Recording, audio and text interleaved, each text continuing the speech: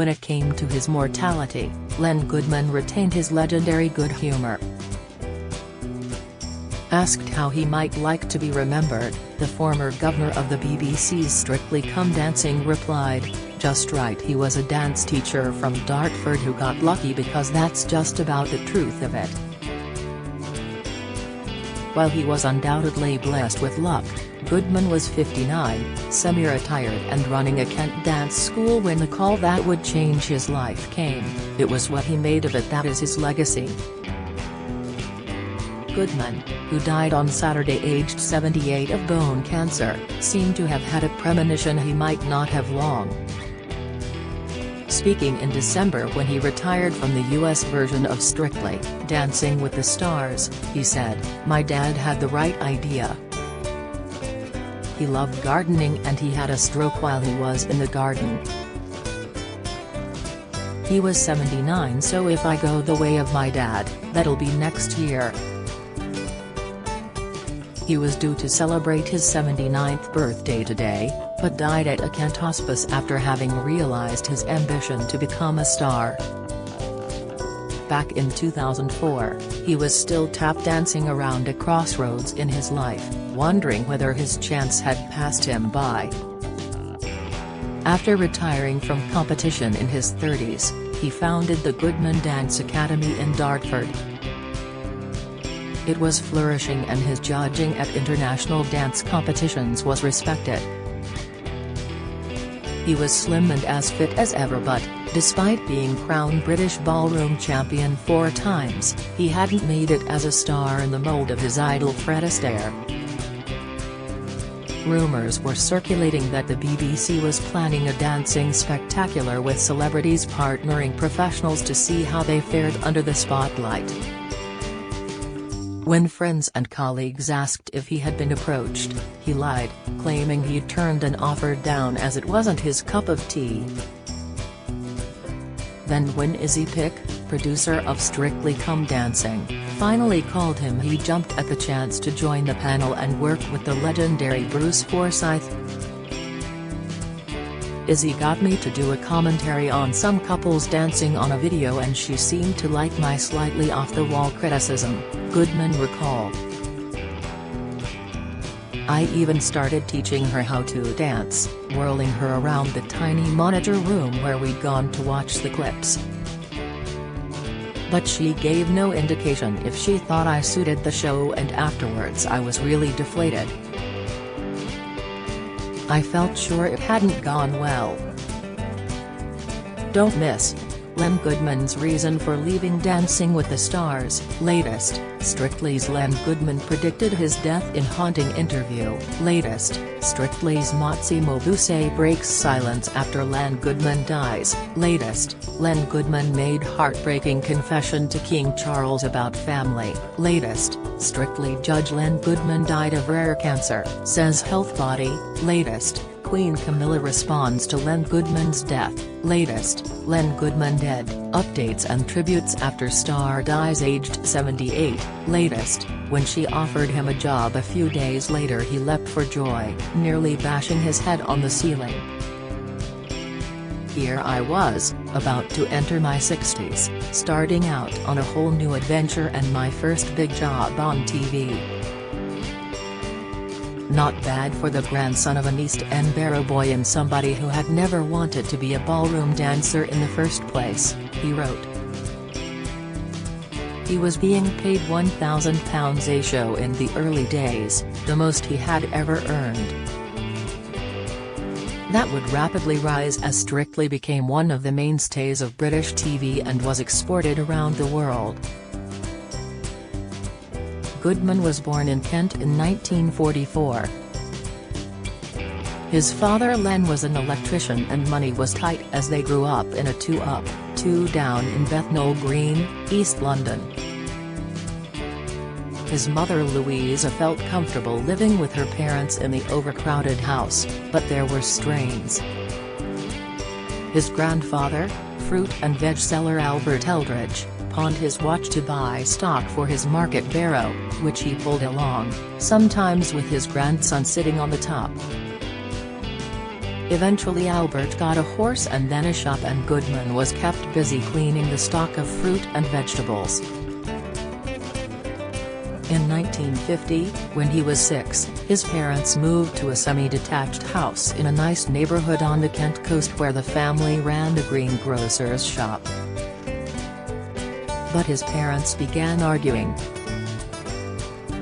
Eventually, his father packed up a suitcase and left, leaving him a note which read, "Please don't think my love for you has changed or anything.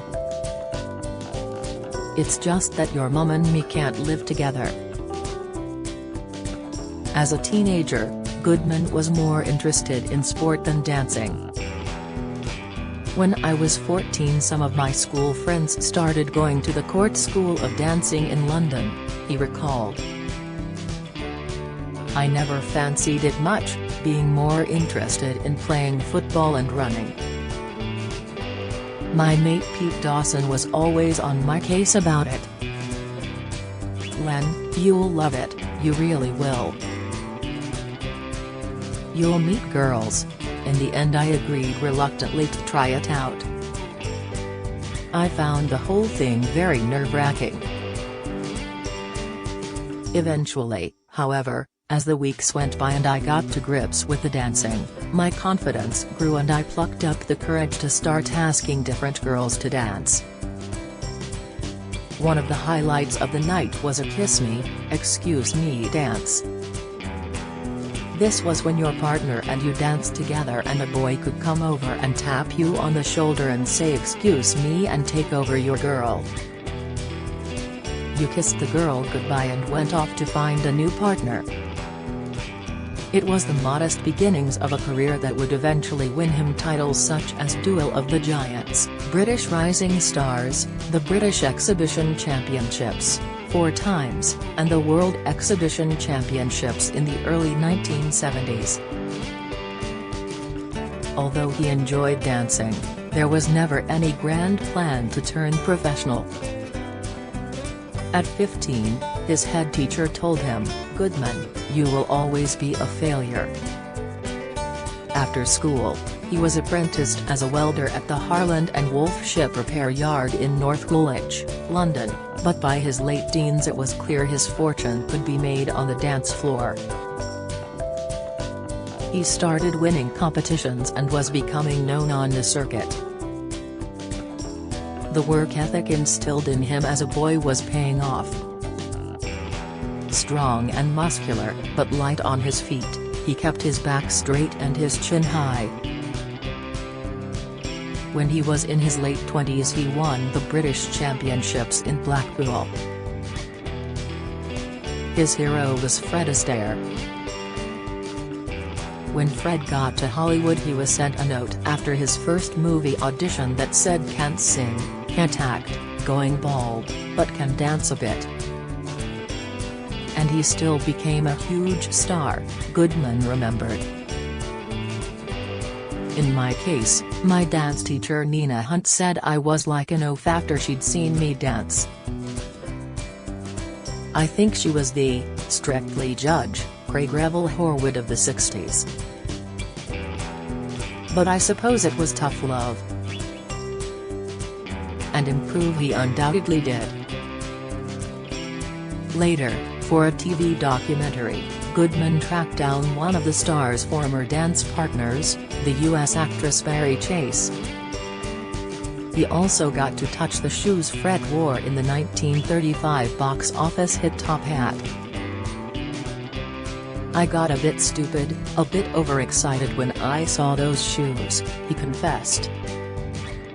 "I think I may have even kissed one of them, but it was genuinely a great moment for me." Fred Astaire was always in my mind when I was dancing. I was always trying to replicate his elegance. He always looked for that Astaire magic when mentoring the celebrities on Strictly, which he joined in 2004 before spending 12 happy years as the chief judge. Never afraid to speak his mind, he tried to look for the best in contestants and offered friendly encouragement to those who were genuinely improving. He often clashed with other judges when he felt they were being overly critical. Goodman's enthusiasm when awarding contestants a score of 7 points effectively turned the number into his catchphrase.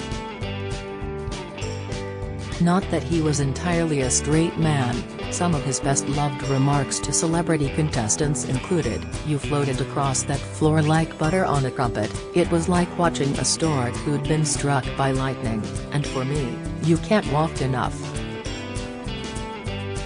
When he finally bowed out of Strictly in 2016, he was at the top of his game, even though he was 72 and wanted to leave on a high. "There's nothing wrong at the moment," he said then. "I've still got my faculties, but it's a bit like gambling, you've got to know when to hold 'em and when to fold 'em." Away from the BBC studio, he evolved into a celebrity in his own right, comfortably chatting to the great and good from all walks of life at events up and down the country. He danced with Queen consort Camilla in 2019 and looked part of the royal circle. Rarely would an event pass by without someone calling out his catchphrase 7. As Strictly took off, Goodman found himself in demand across the pond on the US version, Dancing with the Stars, from 2005 until his retirement last November. For a while it entailed a grueling cross-Atlantic commute to film both shows. He retired to spend more time with his wife Sue and his grandchildren. Although he joked about being remembered as a dance teacher from Dartford, warm tributes have flowed since his death along with a few tears. BBC Director General Tim Davies said, "Len Goodman was a wonderful, warm entertainer who was adored by millions.